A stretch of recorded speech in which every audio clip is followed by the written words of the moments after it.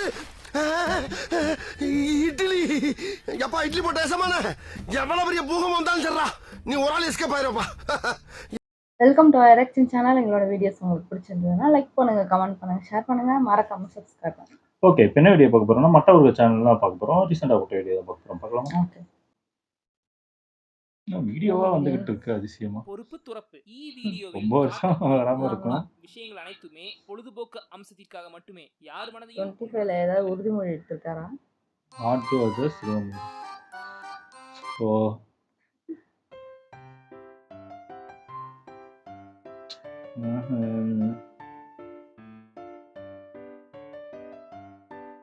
Indian ஒன்னு சொன்னா எப்படி இதெல்லாம் ஞாபகம் வருமோ, அதே மாதிரி இந்தியன் டூன்னு சொன்னா எல்லாருக்கும் முதல் ஞாபகம் வர விஷயம் சித்ரா அரவிந்தன் சோஷியல் மீடியா. ஆமா ஆமாப்பா, அந்த ஒரு டைலாக் படம் க்ளோஸ்.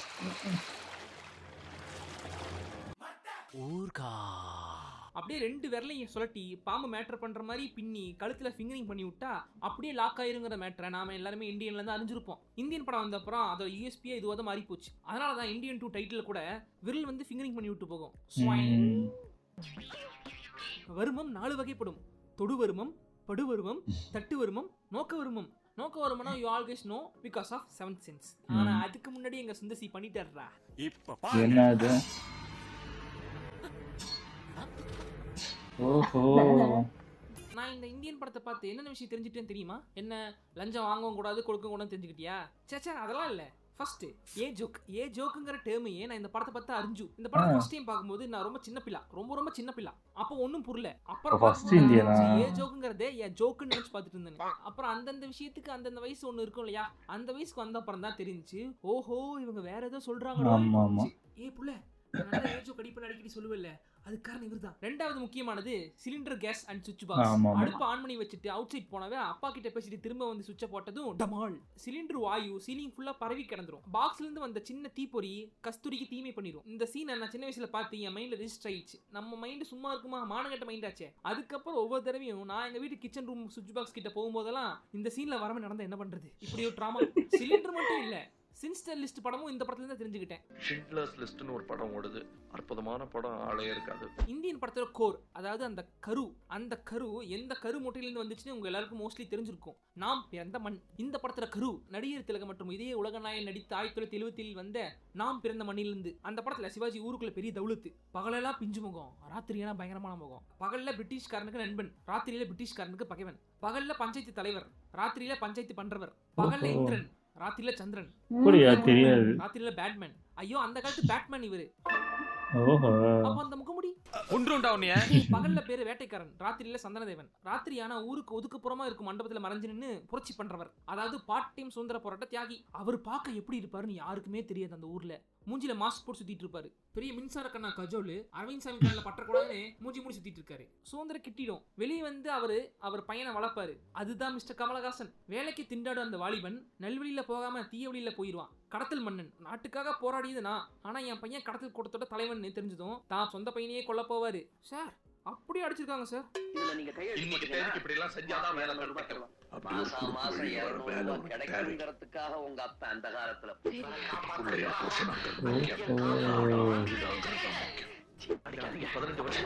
இது அந்த அளவுக்கு ஓடலையே அந்த படம், அதான் தெரியல போல.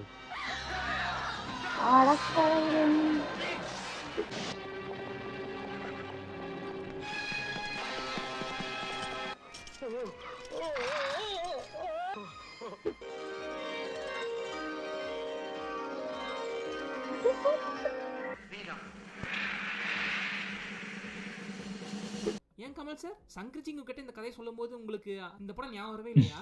ஆனா நானே இந்தியன் படம் பண்ணும்போது தாத்தா கேட்டர் ரெஃபரன்ஸ்க்காக அந்த படத்துல சிவாஜி ஐயாவை பார்த்துட்டு தான் ஷூட்டிங்கே போனேன். One of the best commercial மூவிக்கு இந்தியன் ஒன்று எக்ஸாம்பிளா சொல்லலாம். ஏன்னு கேளுங்க சொல்றேன். பொதுவாக ஒரு படத்துல ஒரு ஃபிளாஷ்பேக் இருந்து பார்த்திருப்போம். ஃபர்ஸ்ட் ஹாஃப்ல ஃபிளாஷ்பேக் இருந்து பார்த்திருக்கோம், செகண்ட் ஹாஃப்ல ஃபிளாஷ்பேக் இருந்து பார்த்திருக்கோம், ஏன் ஃபிளாஷ்பேக்ல ஃபிளாஷ்பேக் இருந்து கூட பார்த்திருக்கோம். ஆனா இந்தியன்ல ஃபர்ஸ்ட் ஹாஃப்ல ஒரு ஃபிளாஷ்பேக், செகண்ட் ஹாஃப்ல ஒரு ஃபிளாஷ்பேக், ஆக மொத்தம் 2 ஃபிளாஷ்பேக். இது போக 5 பாட்டு வேற. ஸ்டில் போர் அடிக்காம எங்கேஜிங்கா இருக்கும். இந்தியன் 1 போன வருஷம் ரீ ரிலீஸ் பண்ணியிருந்தப்போ ஒரே ஒரு சீன் மட்டும் தான் எனக்கு லேக் ஆச்சு. அந்த F1 race fight blue cross member Aishwarya கிட்ட அட்டுலி பண்ணிட்டு போயிடுவான் மிஸ்டர் பொன்னம்பலம். அந்த பொன்னம்பலத்தை புலக்க ஐஸ்வர்யாவோட ஆளு சந்துரு போவார். அந்த F1 ரேஸ் ட்ராக்ல சந்துரு ஜம்ப் பண்ணி சாகசம் மேற்கொள்வார்.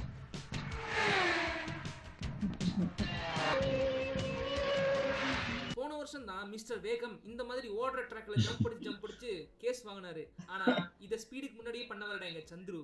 இந்தியன் 1ல சென்னையில F1 ரேஸ் நடக்கிற மாதிரி காமிச்சிருப்பாரு சங்கர்ஜி. கிட்ட வாங்க. ஆனா நிஜமாவே போன வருஷம் தான், அதாவது இந்தியன் 2 ரிலீஸ் ஆன அந்த வருஷம் தான் சென்னையில F1 ரேஸ் நடந்துச்சு. விஷனரி சங்கர்ஜி. இப்ப பாக்கும்போது இந்த சீன் ரிமூவ் பண்ணிக்கலாம்னு தோணுச்சு. ஆனா இந்த சீனுக்கும் கதைக்குமே ஏதோ ஒரு வகையில ஒரு சம்பந்தம் இருக்கு. ஐஸ்வர்யா பொன்னம்பலத்தினால ஹட் ஆயிடுவா. அதனால ஐஸ்வர்யா ஐஸ் வைக்க சர்ப்ரைஸா ஒரு கேமரா கிஃப்ட் பண்ணுவார் சந்துரு. அந்த ஒட்டகத்தை கூட்டிட்டு ஒரு நாள் ஆர்டி ஆபீசர் வர ஐசு. அன்னைக்கு தான் அந்த ஒட்டகம் ஓங்கி கவுண்டர் மணி பெல்ல பதம் பார்க்கும். அதுக்காக கவுண்டர் மகனை சப்பனா படிக்கிற ஹாஸ்பிட்டல் கூட்டு போவார் சந்துரு. அந்த ஹாஸ்பிட்டல் தான் சந்துரு அவங்க டேடி மம்மியை மீட் பண்ணுவான். சாதாரண ஒரு ஃபைட் சீன்ல ஆரம்பிச்சு காமெடி சீனா போய் எப்படி கதை கூட கனெக்ட் பண்ணிக்கிறார் பாத்தீங்களா? அதனாலதான் சொன்னேன் இந்த படம் one of the best commercial படம்னு.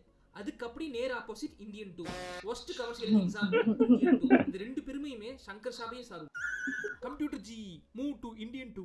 அதாவது நம்ம டாப் டயர் ஆக்ட்ரஸ்லாம் படத்துல கிரிஞ்ச் பண்ணி பார்த்திருப்போம். அவங்களோட கெரியர்லயே மோஸ்ட் ட்ரோல் மூவி, மோஸ்ட் மோசமான பெர்ஃபார்மன்ஸ் மூவின்னு சொல்ற மாதிரி பெரிய ஸ்டார் எல்லாருக்குமே அப்படி ஒரு கிரிஞ்ச் படம் ஒன்று இருக்கும். விஜய்க்கு ஆதி வில்லு, அஜித்துக்கு ஆழ்வார் வேகம், ரஜினிக்கு தர்பார் அண்ணாத்த. அந்த வரிசையில கமலுக்கு அப்படி ஒரு படம் இல்லாமே இருந்துச்சு இவ்வளவு நாளா. அந்த ஸ்ட்ரீக்கை நான் கிளியர் பண்ணி சங்கர் எடுத்து கொடுத்த படம் தான் இந்தியன் 2. ஏன்னா படத்துல மிகப்பெரிய பிரச்சனையே கமலோட ஸ்கிரீன் பிரசன்ஸ் தான். பார்ட் 1ல சேனாதிபதி கேரக்டர் ஸ்கிரீன்ல வரும்போதெல்லாம் நமக்கு இன்ட்ரெஸ்டிங்கா இருக்கும். செமையா புல் ஆஃப் பண்ணிருப்பாங்க அந்த கேரக்டரை. அந்த கேரக்டரோட டிசைனே சைலண்ட், ஸ்மார்ட் அண்ட் பிரில்லியன்ஸ். ஆனா இந்தியன் 2ல சேனாதிபதி மண்டை சூடாகுது, வராது. நான் ஏன் கொல்ல போறேன்னு ஒரு கதை சொல்றாரு, போடுறாரு, நிக்காம பேசிட்டே இருக்காரு, பேசிட்டே இருக்காரு. ஆக்சுவலி இதுதான் டிபிக்கல் பெருசு. ரொம்ப வயசானவங்க நான் உனக்கு அட்வைஸ் பண்றேன்னு பேசி ரொம்ப மூட்டுட்டே இருப்பாங்க. சங்கர் இப்பதான் ஆக்சுவலா அந்த தாத்தா கேட்ட ரொம்ப தத்ரூபமா கட்டியிருக்காரு. இந்தியன் 1 பண்ணும்போது கமல் வந்து 30s இருந்தாரு. அதனால சங்கர் என்ன கேட்டாரோ அதை பண்ணி கொடுத்துட்டாரு. இப்போ கமல் 60s இருக்கிறனால அடிப்படையில் அவரே தாத்தானால தாத்தா டூயிங் தாத்தா திங்ஸ். சேனாதிபதி இன்ட்ரோலயே தாத்தா எந்த அளவுக்கு கிரிஞ்ச் பண்றதுக்கு வல்லமேன்னு காமிச்சிடுறாங்க. ஹாரி பாட்டர்ல மந்திரம் போட்டு மாயம் பண்ற மாதிரி இதுல வருமம் போட்டு வாயில வார்த்தை வர வச்சிருவாரு. ஒரு பிசினஸ் மேக்னட் அவன் சொகுசு கப்பல்ல சொகுசா அப்படியே கொஞ்சம் ஜாலியா மடஸ் கூட உள்ள கொஞ்சம் மடக்கி தட்டு பாட்டுக்கு என்ஜாய் பண்ணிட்டு இருக்கான். சின்ன கவுண்டர் படத்துல விஜயகாந்த் சுகனியா தொப்புள்ள பம்பர வர்ற மாதிரி அவன் ஏதோ அவன் வசதிக்கு தொப்புள்ள ஆமோட்டு விளையாண்டு இருக்கான். விளையாண்டு போட்டுமே பல்லு இருக்கா பக்கோடா சாப்பிட்றான், பெருசுக்கு பல்லு இல்ல அந்த காண்டு. நேரா போய் அந்த பிசினஸ் மேனுக்கு ஒரு வருமத்தை போடுறன்னு ஒரு லாக். அந்த ஆளு பொம்பளையா மாறிடுவான். அடுத்து சம்மதமே இல்லாம குஜராத் கல்யாணத்துக்கு போயிட்டு அங்க கக்கூஸ் போறவன் நிம்மதி ஆய் கூட போக விடாம ஒரு வருமம் அவன் குதிரையா மாறிடுறான். பாட்டு பாடுற வருமம், எச்ச ஏர்ல பறக்கிற வருமம், 6 பேக் வர வைக்கிற வருமம். வெறுங்கை என்பது மூடத்தனம், விரல்கள் அனைத்து மூலதனம். இந்தியன் தாத்தா தைவான்ல மார்ஷியல் ஆர்ட் டீச்சர். செய்யறதுக்கு ஒரு வேலை இருந்துச்சு. இந்தியாவுக்கு வந்த அப்புறம் வேலை இல்லாம சும்மா இருந்தனால போர் அடிக்குதுன்னு பேசி நம்மளால சாப்பிடுச்சு. இதே தாத்தா அவன் விரல வித்து இருக்குன்னு யாராவது கூட்டிட்டு போய் நேற்று இன்று நாளை கருணாகரன் மாதிரி தாத்தாக்கு ஒரு மாடர்ன் மாந்திரிகம் கடையை போட்டு உட்கார வச்சிருந்தா தாத்தாக்கு பொழுது போயிருக்கும், பொடி இருக்கும். படத்துல தாத்தா பேசுறாரு. தாத்தா பேசுற டைலாக் ஏதாவது ஒண்ணு, அட்லீஸ்ட் ஒண்ணு நமக்கு ஞாபகம் இருக்குன்னு கேட்டா இல்ல. எப்படி இருக்கும் பின்ன எப்படி இருக்கும்? இப்போ யாராவது நம்ம கிட்ட வந்து இட்லி பிடிக்குமா தோசை பிடிக்குமா கேட்டா இட்லி பிடிக்கும் இல்ல தோசை பிடிக்கும் 2 செகண்ட் பதில் சொல்லிட்டு போயிடுவான். ஆனா கமல் கிட்ட போய் இதே கேள்வி கேட்டா எல்லாரும் இட்லியா தோசையா தான் கேக்குறீங்க, ஆனா அதே மாவுல செய்யற பணியாரத்தை யாரும் கூறுவதில்லை. ஒரு காலத்தில் வடக்கில் சப்பாத்தி அதற்கு மாற்றாக இட்லி தோசை உண்ணவர்கள் நாம். இப்படிதான் தேவர் மகன் படப்பிடிப்பின் போது சிவாஜியா கூட நடித்துக் கொண்டிருக்கும் போது அவர் 18 வகை சட்னியோட இட்லி தோசை வரும் நடக்காது. இதை ஏன் சொல்றேன்னா அவருக்கு என்ன அவ்வளவு பிடிக்கும், அதுக்காக சொல்றேன்.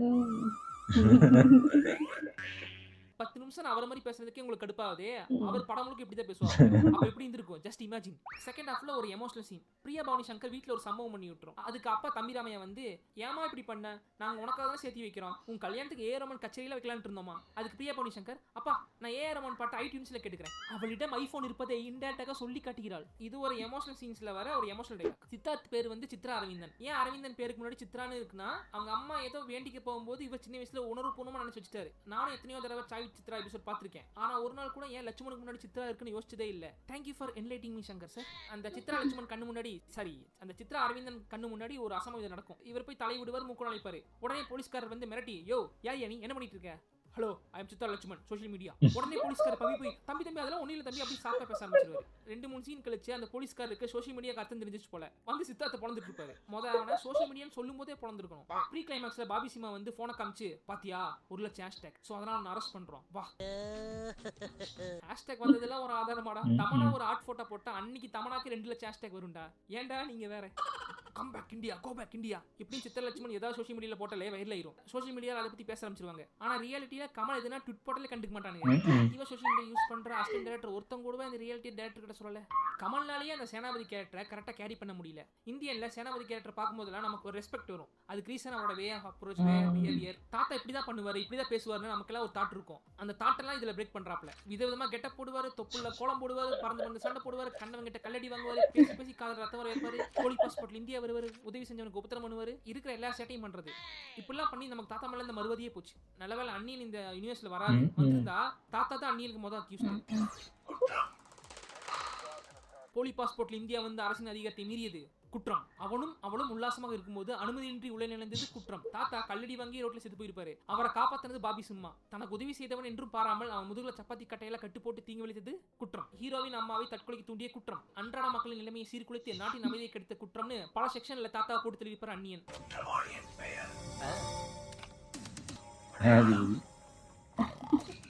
கவலைப்படாதே, அனைவரும் கருட புராணத்தின்படி தண்டிக்கப்படுவார்கள். அவரை விட்டு அவரே ஒரு மாசத்துல செத்து போயிருவாரு. அது வேற விஷயம். கமல் வந்து நிறைய கமர்ஷியல் ஹீரோஸ் சான்ஸ் கிடைக்கும் போதெல்லாம் அவர் படத்துல கலாய்ப்பாரு. காலம் அப்படி கெட்டு கிடக்குது. சினிமாலயும் மசாலா கேக்குறாங்க, வைத்திய தொழிலையும் மசாலா கேக்குறாங்க. இப்ப மத்த ஹீரோஸ் கூட அவங்க படத்துல புதுசா பண்ண ஆரம்பிச்சிட்டாங்க. ஆனா புதுசா பண்ணிட்டு இருந்த கமல் படத்துல கமர்ஷியல் எலிமெண்ட் ஜாஸ்தி. இன்டர்வல்ல ஒருத்தனை கொண்டுட்டு பின்னாடி பிஜிஎம்க்கு ஸ்லோ மோஷன்ல நடந்து வந்து இன்ட்ரோ கட் போடுறதெல்லாம் worst இன்டர்வல் எவர். தைவான்ல இருந்து வந்தாரே, பொண்டாட்டி என்ன இருக்கால இல்லையா ட்ரை பண்ணாரா? அட்லீஸ்ட் சோனியோட சமாதிக்கு போயாச்சும் பூவத்தை வச்சாரா? இவராச்சும் 4 பக்கம் போவாரு வருவாரு. அந்த அம்மா இவர் நில்லுனா நிக்கும், உட்காருனா உட்காரும், முட்டி போடனா முட்டி போடும். அப்படிப்பட்ட மனைவி தனியா தவிக்க விட்டு போன மனுஷன் திரும்பி வந்து அவளுக்கு ஏதாவது யோசிச்சாரா? தாத்தா அந்த அம்மாக்கு இருந்த பொண்ணையும் பழி கொடுத்துட்டாரு, பையனையும் கொண்டுட்டு அப்ராட் போயிட்டாரு. ஆனா கடைசி காலத்துல அந்த அம்மா என்ன பண்ணிருக்கும், எப்படி கண்ண முடி இருக்கும்? ஒரு செகண்ட் கூட யோசிக்கலையே. 2.0ல கூட சனா போன்ல பேசுற மாதிரி ஒரு சீன் இருக்கும். இதுல தாத்தா கனவுல வர மாதிரியாச்சும் ஒரு சீன் வச்சிருக்கலாம். துணைவியாரோட நினைப்பே இல்ல. சரி விடுங்க. தும்பாட்டுல கிழவன் சுயன்பம் பண்ணி வரதுக்கு பக்கத்து வீட்டை சுகந்தி வச்சுக்கிட்ட மாதிரி தாத்தா தைவான்ல ஏதோ தாரை வச்சிருந்துருக்கலாம். யாருக்கு தெரியும்? அதான் ஹீய கூட ஷியா மாத்திர வித்த தாத்தா கிட்ட இருக்கே. தாத்தா இந்தியாவுக்கு வந்ததும் பெருசா என்னமோ பண்ண போறோம்னு நினைச்சிட்டு இருப்பாங்க. ஆனா பெருசா அதர் ஐடியாஸ். கரெக்டா இருந்தனால நான் என் பையனை கொன்னேன். வீட்டை விட நாடுதான் மிஸ்ட். நீங்களும் உங்க வீட்டை சுத்தம் பண்ணுங்க. உங்க வீட்டுல இருக்கிற கரெக்டான ஆளுகளை களை எடுங்கன்னு உசுபத்திட்டு போயிருவாரு. அந்த ஆளுதான் நாடு முன்னேறாம இருக்கிறதுக்கு காரணம் லஞ்சம் நினைச்சு அப்சஷன்ல தெரிஞ்சு அனாதையா இருக்க வீடு இல்லாம சுத்திட்டு இருக்காப்ல. அப்படிப்பட்ட அவர் ஸ்பீச்சை கேட்டுட்டு ஒரு கண்ணியும் 3 களவாணிகளும் களை எடுக்க போயிருவாங்க. இதுதான் இந்த படத்தோட கான்செப்ட். அந்த 4 பேர் தாத்தாவோட பேச்சை கேட்டு குடும்பத்தில் கும்மிடிக்கிறதா செகண்ட் ஹாஃப். ஜெகனுக்கு 2 சீன், பிரியா பவானி சங்கருக்கு 2 சீன், சித்தார்த்துக்கு 2 சீன், ரிஷிகாந்துக்கு 2 சீன், ஆளுக்கு தலா 2 சீன். அப்படியே எடிட்டிங்ல மாத்தி மாத்தி பிளேஸ் பண்ணிருக்காங்க. அவ்வளவுதான். நீ ஏமா படத்துல சும்மா இருக்க, நீ வா உங்க அண்ணன் கூகுள பார்த்து முதுகுல கோடு போடுறேன்னு ரகுலுக்கு ஒரு சீன். அந்த சீனை பார்க்கும்போது அட்லி தான் ஞாபகத்துக்கு வராப்ல. தாத்தா ஃபேஸ்புக்ல வந்து நான் சொன்ன மாதிரி நீங்க களை எடுத்துட்டீங்க, வெரி குட் பாய்ஸ், நாளைக்கு நான் உங்களை பார்க்க வரேன் அப்படி வீடியோ போட்டு போயிருவாரு. இவங்க 4 பேர் குஷியில கூத்தடிக்கிறாங்க. பயங்கர எக்ஸைட்டிங்கா இருக்குடி. தாத்தா எப்போ வர போறீங்க? டேய் அங்க உங்க அப்பா ஜெயில கழிப்பீங்க. இல்ல ஸ்கூல்ல இந்த ஃபர்ஸ்ட் பெஞ்ச் ஸ்டூடண்ட் டீச்சருக்கு நல்ல பேர் எடுக்க தான் அவ்வளவு நல்லவங்க இல்ல. சித்தார்த் வீட்டுக்குள்ள களை எடுக்க போய் அதுக்கு அவங்க அம்மா செத்து போய் அந்த கேரக்டர் கில்ட் ஆக்கி நமக்கு அந்த அம்மா மேல பரிதாபம் வர வச்சு தாத்தா மேல கோபத்தை வர வச்சு. மேம் படத்துல எமோஷனல் கனெக்டே இல்ல மேம். அப்படியா? அப்போ சித்தார்த் அம்மாவை சாவடிச்சிரு. சுடுகாட்டுல எல்லாரும் ஃபீல் பண்ணி நடந்து வந்துட்டு இருக்கும்போது தாத்தா குப்பல்ற ஆளு மாதிரி வந்து மார்வேஸ்ல வந்து ஆறுதல் சொல்லிட்டு இருப்பாப்ல. ஐயா வணக்கம். தாத்தா சுதந்திர போராட்ட காலத்துல கூட அந்த மாதிரி பேச்சு வாங்கிருக்க மாட்டாரு. கழுவி ஊத்துறாங்க. நீங்க இவ்வளவு மோசமானவரா? நீ எல்லாம் எட்டி ஊசி போட்டு சாவுடா. அதுக்கப்புறம் படம் ஒரு 1/2 மணி நேரம் வேற ட்ராக்ல போகும். ஷூட்டிங் ரெஸ்யூம் பண்ண அப்புறம் ஆல்டர்னேட் பண்ணி வச்ச சீன் போல அது. தாத்தாவை பார்த்து நம்ம எல்லாரும் பரிதாபம் பண்ணணும்னு தாத்தாவை கல்லால செருப்பால எதையே கொண்டு அடிக்கிறாங்க. அவங்க நினைச்சு எடுத்தது எப்பேற்பட்ட ஆள் அடி வாங்குறதுன்னு. ஆனா வந்த தாட்டு அடியா அந்த வாயிலடி. இந்த காலத்துல வந்து ஒருத்தர் பேசி தெரிஞ்சா இப்படிதான் பேக் ஃபயர் ஆகும். பேசாம நீ தைவான்லயே தங்கிருக்கலாம் சிவாஜி. இந்த சீன்லயும் தாத்தா பல சாகசம் மேற்கொள்வார். ஆனா ஒட்டுமொத்த சீனை கம்பேர் பண்ணும்போது இந்த சீன் ஓரளவுக்கு பரபரப்பா இருந்திருக்கும். லிட்டில் என்கேஜ்மெண்ட் நிறைய பேர் ஃபீல் பண்ணிருப்பீங்க. அதுக்கு ரீசன் அந்த சீன்ல கமல் பேசியிருக்க மாட்டாரு, அவர் கம்மியா பேசியிருக்காரு. படத்தோட கடைசி 1/2 மணி நேரத்துல தான் அவர் நடிக்கவே செய்யறாரு. அந்த சீனுக்கு என்ன தேவையோ அதை மட்டும் கரெக்டா பண்ணிட்டு போயிட்டாரு. அதனாலதான் ஒர்க் ஆச்சு. இல்லைன்னா அதுவும் கிழிஞ்சு தொங்கி இருக்கும். அரவிந்தனோட அம்மா இந்த கிழவனால் தான் செத்தாங்கன்றத நீ என்னைய வீட்டுக்குள்ள கார் ஓட்டிட்டு இருக்க? பாபி சிம்மா நெடுமுடி வேணோட பையன். அப்பா தோத்து போன கேஸ்ல தான் ஜெயிக்கணும்னு சின்ன வயசுல இருந்தே ஒரே குறிக்கோட வாழ்ற ஒரு இளைஞன். லவ் டுடே படத்துல கூட விஜய் சோலட்சுமி இந்த அளவுக்கு ஸ்டாக் பண்ணிருக்க மாட்டாரு. அந்த அளவுக்கு பாபி சிம்மா இந்த படத்துல கமல் ஸ்டாக் பண்றாரு.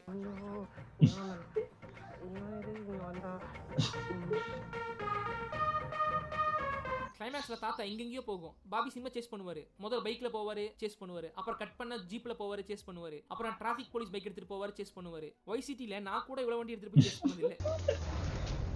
Shit. Shit. Shit. Shit. கடைசியா ஒரு வழியா தாத்தாவை கேட்ச் பண்ணிடுவாரு. அங்கேயும் தாத்தா ஒரு சிலுமிசம் சிறக்கடிச்சு பறந்துரும். அதோட படம் முடிஞ்சுச்சு. இந்த படம் ஆரம்பிச்சதுல இருந்தே ஏகப்பட்ட தடங்கள், நடுவில் டிராப்லாம் ஆச்சு. இப்பதான் தெரியுது இந்த படம் வெளியே வந்து நாட்டு மக்களுக்கு எந்த வித டிராப்பாவே ஆயிருக்கலாம். இருக்கு. இந்தியன் 2 வந்து பிக் பாஸ் சீசன் 2ல அனௌன்ஸ் பண்ணாங்க. எடுத்துட்டே இருந்தாங்க. 6 மணி நேரம் ஃபுட்டேஜ் வந்துருச்சு. பட்ஜெட் எகிரி போச்சு. இப்போ வர எல்லா கதையுமே பார்ட் 2 வருது. அதனால ரெண்டா பிரிச்சு ரிலீஸ் பண்ணலாம். அப்படி பண்ண கலெக்ஷன் 2 மூணாவது வேஸ்டா போகாத நினைச்சு பண்ண முடிவு தான் இப்ப அடி வாங்குற Indian 2. What went wrong in Indian 2 timeline 2017ல அனௌன்ஸ் பண்ண படம். கமலோட அரசியல் பிரவேசம்னு இந்த படம் அப்ப வந்திருந்தா கூட ஒர்க் ஆயிருக்கும். ஏன்னா அப்பதான் கேமரா பத்தி புரட்சி பண்ற சர்க்கார் மாதிரி கிஞ்சி படங்கள்லாம் வந்துட்டு இந்த காலகட்டம். இப்பெல்லாம் மக்கள் ரொம்ப அட்வான்ஸ் ஆகிட்டாங்க. இப்ப வந்தனால படுக்கு போட்டு எல்லாரும் பாத பூஜை பண்ணிட்டாங்க. 2 ஸ்பிளிட்டேஷன் படம் டிலே ஆக பட்ஜெட் எகிரி போச்சு. அதனாலதான் 2 விட்டாங்க. இல்ல நான் கப்பல் fight, gold house fight, zero gravity ஃபைட்ல தூக்கி இருந்தா படம் 1.5 மணி நேரம் தான் வந்திருக்கும். தாத்தா கல்லால் அடி வாங்கிட்டு சோகமா நடந்து போகும்போது இன்ட்ரோல் போட்டுட்டு இன்ட்ரோல் முடிஞ்ச அப்புறம் சித்தார்த்துக்கு அவங்க அம்மாவை சாவ தூண்டி விட்டது எஸ் சூர்யான்னு தெரிய வந்து அப்ப தாத்தா இந்த மக்கள் மேல தப்பு இல்ல பாய்ஸ், நான் பேசுறது உங்களுக்கு புரியல, ஏன்னா இவங்களுக்கு நம்ம நாடு சுதந்திரத்துக்கு பட்ட கஷ்டம் தெரியல, நான் சொல்றேன் பாரு அப்படின்னு ஒரு பிளாஷ்பேக் அவரோட அப்பா கதையை அவுத்துட்டு இருப்பாரு. அப்பா தாத்தா காஜல்னு குஜலா இருந்திருக்கும். அந்த ஒரு பிளாஷ்பேக் 1/2 மணி நேரம் ஓட்டிருப்பாங்க. அப்புறம் எஸ் சூர்யாவுக்கு தாத்தாக்கு பக்கம் முட்டி இருக்கும். எஸ் சூர்யா வேற தாத்தா போட்டு தள்ளுறதுக்கு வருவம் கத்துக்கிட்டு இருந்தாரு. ட்ரைலர்ல தாத்தாக்கு லாக் போற மாதிரி காமிச்சாங்க. ஒண்ணு அவர் தாத்தா போட்டு தள்ளி இருப்பாரு, மக்களுக்கு சிம்பத்தியே இருக்கும். யாருமே இல்லாம கட்டையில போக வேண்டிய கிழவனுக்கு ஊரே சேர்ந்து அழுது வழி அமைச்சிருக்கும். படம் இப்படிதான் முடிஞ்சிருக்கும். இல்லைனா கவர்மெண்ட் ஆர்டர் போட்டு தாத்தா தூக்குல போட்டுருக்கும். படமும் ஓடி இருக்கும். அதை விட்டுட்டு 2 பிரிச்சது பஞ்சர் ஆயிடுச்சு. பாட்டு எடுக்க ஐடியா ஒரே பாட்டா எடுத்து முடிச்சிருக்கும். நான் போட்ட பார்ட் 1 பார்ட் 2 கலாச்சார வீடியோ பார்த்திருப்பாரோ. அப்போ கமலோட அரசியல் அஜெண்டாக்காக சில டைலாக்ஸ் வச்சிருக்காங்க. அதனாலதான் ஆண்டவர் ஆஃப் அடிச்சுட்டு அட்வைஸ் பண்ற குடியா மாதிரி பேசிட்டே திரிறாரு. இல்லைனா இந்த டைலாக்லாம் பேசின ஆடியன்ஸ் புரட்டு தூங்கிடுவான்னு அவருக்கே தெரியும். அவருடைய அரசியல் ஆசை கலையை கண்டமணி கட்பிடித்தது. 2வது அவர் இந்த பிக் பாஸ் ஷோல பார்த்து அவரோட ஜப்பா போட்டு இருக்கிற ஸ்பீச்சை கேட்டு நமக்கெல்லாம் ஒரு மாதிரி போர் அடிச்சுச்சு நினைக்கிறேன். படத்துலயே அவர் வந்து பேசின நட்டுலியும் படம் அவுட் ஆக காரணமாயிடுச்சு. என் ஐடியா இந்தியனுக்கு இந்த காலத்துல பார்ட் 2 எடுத்தது ஆக்சுவலி தப்பான ஐடியா தான். அப்ப வேணா செய்யற வேலைக்கு லஞ்சம் வாங்குறது பெருங்குற்றமா இருந்திருக்கலாம். ஆனா இப்ப அதை விட எவ்வளவு பெரிய குற்றம் நடந்துட்டு இருக்கு நாட்டுல. இப்ப வந்து நாடு முன்னேறாம இருக்கிறதுக்கு லஞ்சம் தான் காரணம் தாத்தா ஆன்லைன்ல பேசிட்டு இருந்தா யாரோ பைத்தியக்காரன் அட்டென்ஷன் சீக்கிங் பண்றான்னு அந்த ஆள கலாச்சு கண்டென்ட் ஆக்கி மீம் டேபிள் ஆக்கிட்டு இருப்பானுங்க. ஹலோ அட்மின் இந்தாங்க இந்தியன் படத்தை தெலுங்குல பாலகிருஷ்ணன் நடிச்சு கிரிஞ்சு பண்ணி வச்சிருக்காப்ல, அதை பத்தி வீடியோ போடுங்க. டேய் அதெல்லாம் நான் 4 வருஷத்துக்கு முன்னாடி பண்ணிட்டேன்டா. இன்னைக்கு யாரு வேணாலும் பாலகிருஷ்ணா படத்தை பத்தி வீடியோ போடலாம். ஆனா அதுக்கு வெத்தப்பட்டது யாரு? நாம தான். ஒக்கமகாடு வீடியோல ஸ்டார்டிங்ல ஆண்டவர் ஃபேன்ஸ் சங்கர் ஃபேன்ஸ் இந்த வீடியோ பார்க்காதீங்கன்னு சொல்லியிருப்பேன். ஆனா அப்படிப்பட்ட சங்கரன் கமலே இப்படி பார்க்க முடியாத அளவுக்கு ஒரு இந்தியன் படத்தை கொடுப்பாங்கன்னு எந்த சொப்பனத்திலும் கூட நான் கண்டதில்லை சாரே. அன்னைக்கு அந்த ஒக்க மாடல் நடிச்ச பாலகிருஷ்ணா இன்னைக்கு பாக்குற மாதிரி படம் கொடுத்துட்டு இருக்காப்ல. ஆனா இன்னைக்கு சங்கர் பாலகிருஷ்ணா மாதிரி ட்ரோல் கண்ணன் படம் கொடுத்துட்டு இருக்காரு. காலம் எவ்வளவு வேகமா சுத்துது பாத்தீங்களா? ஒக்க மகாடு பத்தி நான் ஆல்ரெடி பேசிட்டேன். ஆல்மோஸ்ட் எல்லாரும் பார்த்திருப்பீங்க. பார்க்காதவங்க யாராவது மேலேயே லிங்க் கொடுத்துருக்கேன், கீழே லிங்க் கொடுத்துருக்கேன், பார்த்துட்டு வந்துருக்கோ. ஒக்க மகாடு படத்துல பெருசு கொள்றதுக்கு ஒரு லிஸ்ட் வச்சிருக்கோம். அவங்கள போய் தேடி தினசா கொண்டுட்டு இருக்கோம். அதே மாதிரி தான் இந்தியன் 2லயும். ஆமாப்பா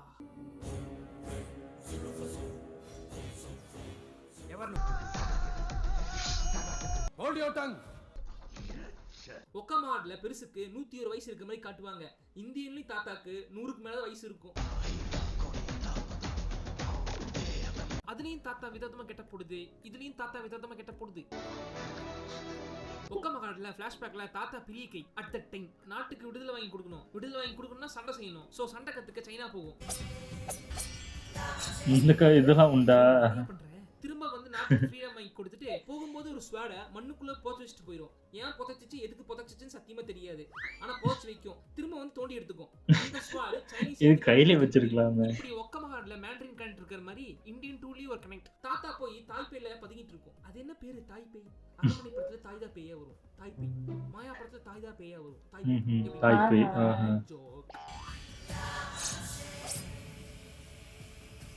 ஒக்கமகாடு கிளைமாக்ஸ்ல தாத்தா கும்பலா குர்காஸ் கிட்ட சட்டை கழட்டி சண்டைக்கு போகும். இந்தியன் 2லயும் அப்படியே. ஓஹோ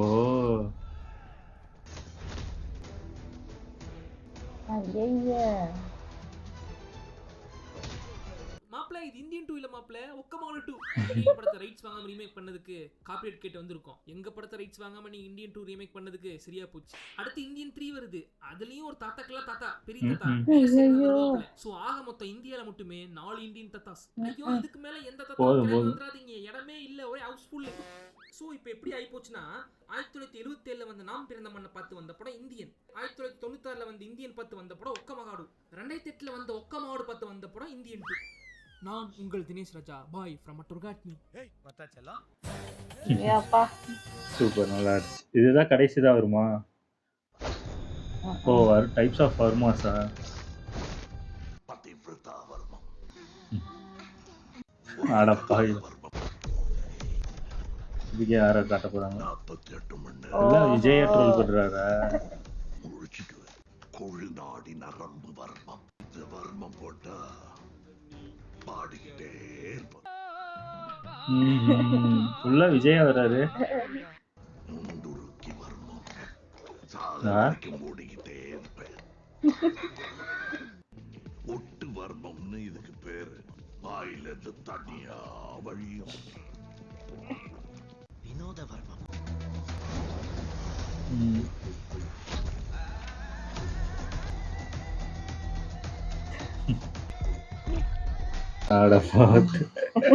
நல்லா இருந்துச்சு. ஆனா இது போட்டு அடி துவைச்சு நான் சொல்றேன்ல, இதை வந்து ரொம்ப கம்மியா, அதாவது இவங்க ரொம்ப லாங்கா பெருசா, அதாவது ஒரு படம் தான் எடுக்கணும்னு நினைச்சாங்க.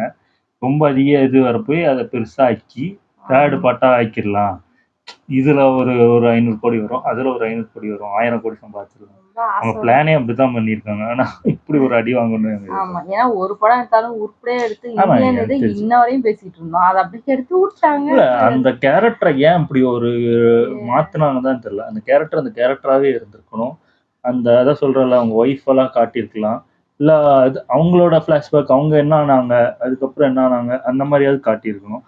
அதுவும் காட்டுறது ஏன் அப்படி பண்ணலன்னு தெரியல. அவர் அங்க இருந்து ஒய்ஃபை பாக்குற மாதிரி காமிச்சிருக்கணும். இல்ல அதான் சொல்றேன், இது ரொம்ப முன்னாடியே அவர் எப்ப தப்பிச்சாரோ அதுல இருந்து ஒரு வருஷம் நடக்கிற மாதிரியே கதையை காட்டியிருக்கணும். ரொம்ப அவருக்கு 100 வயசு ஆகிற வரைக்கும் எல்லாம் காட்டணும்னு அவசியமே கிடையாது. அதுதான் பெரிய தப்பே. எனக்கு தெரிஞ்சு அவங்க ஒய்ஃபை காட்டியிருக்கலாம், இல்ல அவங்க செத்த போனதுக்காவது வர மாதிரியாவது காட்டியிருக்கலாம். இவங்க யாருன்னே தெரியாது, அவங்க கூப்பிட்டனே வந்துருவாராம். ஒய்ஃபுக்குலாம் வர மாட்டாராம். ஃபேமிலியை விட்டுட்டா மத்த பீப்புளுக்கு இவங்க உதவி பண்ண போறாங்க. ஏன்னா அவங்க ஒய்ஃபுமே இதுதான், அவங்க ஃப்ரீடம் ஃபைட்டர் தான் இருப்பாங்க. அவங்களுக்கு ஆமா, அது இம்பார்ட்டன்ஸ் கொடுத்துருக்கணும். அவங்களுக்காக வர மாதிரி இருந்திருக்கணும். ஏன் இவ்வளவு நல்லவங்களா லஞ்சம் அம்மா அப்பா வாங்கி அவங்களுக்காக தான் சேர்க்கறாங்கன்னு தெரிஞ்சு மாட்டி விடுற நல்ல உள்ளவங்க எல்லாம் இன்னும் இருக்குது. எனக்கு தெரிஞ்சு அதான் சொல்றேன்ல, இந்த சித்தார்த், பிரியா பவுனிஷா, அந்த ஒரு 4 கேரக்டர் வருதுல்ல, அந்த 4 கேரக்டருமே தூக்கிருக்கணும் படத்தை விட்டு. தூக்கிட்டு கமலை மட்டுமே போட்டிருக்கலாம். எதுக்கு போட்டு உண்மையாவே ஆக்கி இருந்திருக்கலாம். இல்ல அந்த வருமம் எல்லாம் நம்ம கேட்டோமா, இது என்ன வருமம் ஐயா தாத்தா, இது என்ன வருமோன்னு சொல்லி கொடுங்க. அந்த மாதிரிதான் உட்காந்து கிளாஸ் எடுத்துட்டு இருக்காரு, உட்காந்து வருமா கிளாஸ். இதுக்கு வருமா கிளாஸ்ன்னு ஒரு பாடமே யாருக்காவது இந்தியன் 3 பாக்கணும்னு உண்மையாவே தோணுதா? எனக்கு தோணவே இல்லை. நான் காஜல் அகர்வாலுக்கு வேணா பார்ப்பேன். எனக்கு அவங்களப்பா சுத்தமா நல்லா இருந்துச்சு. ஓகே, என் வீடியோஸ் உங்களுக்கு பிடிச்சிருந்தா லைக் பண்ணுங்க, ஷேர் பண்ணுங்க, கமெண்ட் பண்ணுங்க, மறக்காம சப்ஸ்கிரைப் பண்ணுங்க. எல்லாருக்கும்